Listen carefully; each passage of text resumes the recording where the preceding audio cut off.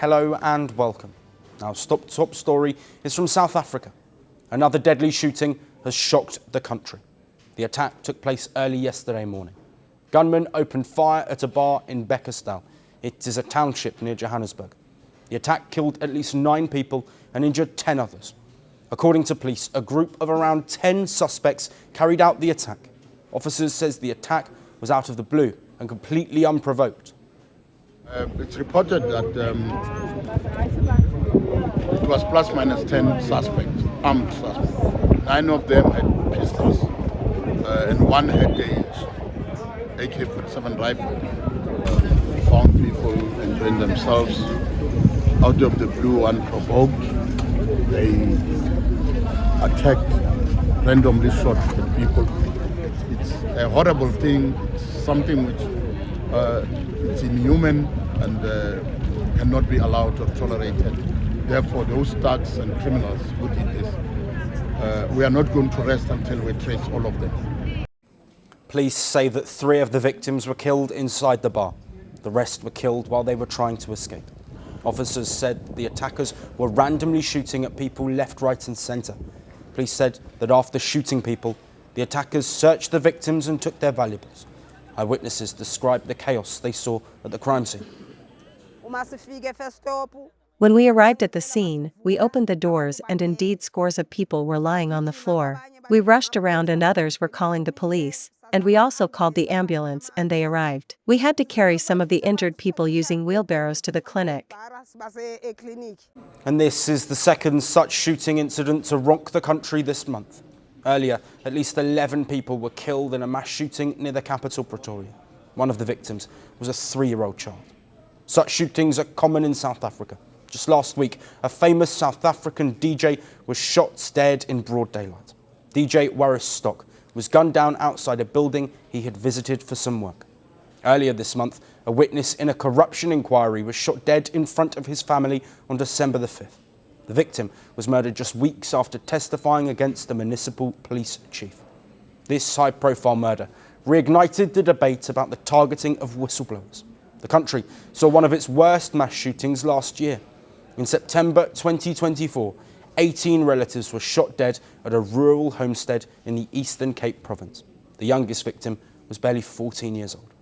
South Africa has one of the highest murder rates in the world. Police data reveals how bad the situation is. On average, 63 people were killed each day between April and September. Reports say there were about 3 million legally held firearms in the country, and at least the same number of unlicensed weapons are also in circulation. South Africans have been pleading with the government to take steps to counter gun violence, but repeated incidents continue to dash their hopes of safer lives. And joining us to discuss this topic further is Otlo Magatli, a senior analyst at Control Risks, live from Johannesburg, South Africa. Welcome to Firstpost Africa. Thank you so much for having me. We have detailed the number of homicides in South Africa. Why do you think these figures are so high? It's really unfortunate to note these issues. You know, the homicide rates in South Africa unfortunately reflect the structural flaws with regard to the socio-economic reality in the country.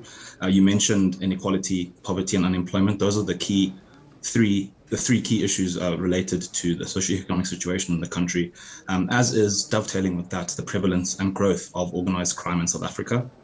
This has rather become more pronounced due to the prevalence, as you mentioned, and growth of access to illegal firearms. Furthermore, and unfortunately, local policing capacities are stretched in South Africa, especially in high population density, low income areas such as these, for example, where this incident took place. Deterrence when it comes to issues such as these is also quite limited and is closely related to the prevalence of illegal firearms in these communities as well.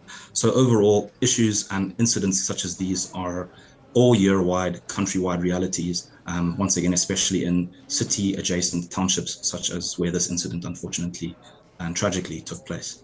Yes, and Otlo, I'd like to build on that. Do you think that the Ramaphosa government is doing enough to tackle gun crime and homicide? And what more does need to be done? The Cyril Ramaphosa administration has acknowledged the scale of the problem and has indeed taken steps throughout his presidency, including in the previous dispensation before the government of national unity.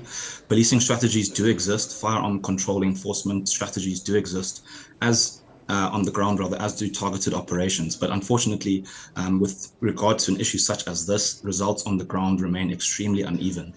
Police reform, which has been a long mooted and a long recommended issue, is unfortunately also quite inconsistent and slow.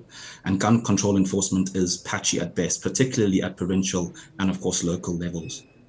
Dovetailing with that, the justice system and policing system is overwhelmed due to the sheer mass of cases that the police system and justice system itself has to deal with. So, unfortunate incidents such as these means public perceptions and the incidents themselves often lag behind official and clear efforts, to deal with the issue at hand. Yes, and Otlo, I'd like to finish by looking at the broader impacts now, the global impacts of mass shootings and homicides like what we've seen and just reported on. Of course, we know that Donald Trump has thrust the magnifying glass truly on South Africa with his rhetoric. But what do these persistent mass shootings do, and how do they impact South Africa on the global stage?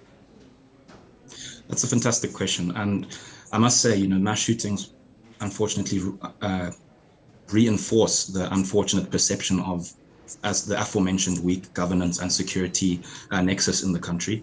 Yes, these sort of episodes do affect investor sentiment to some extent, as well as the ongoing diplomatic messaging in context with the current, geopolitical environment, both between, for example, the United States and South Africa, and far beyond that. Investors and foreign governments, however, do note what was rather in this case a rather isolated but of course extremely unfortunate incident in comparison to what could be construed as political instability, which of course remains quite limited in South Africa.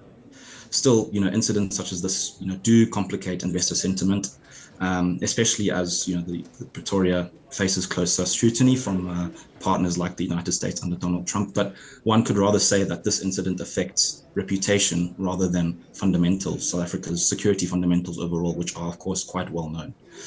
So one could say that the overall political risk impact itself is reputational rather than structural, due to the, one could say, isolated nature of this incident.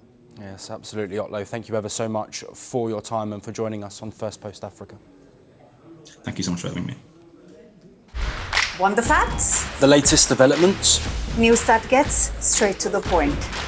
Well, we've got all three just for you. This is Firstpost Live, a brand new show, your window into what really matters. Don't miss it.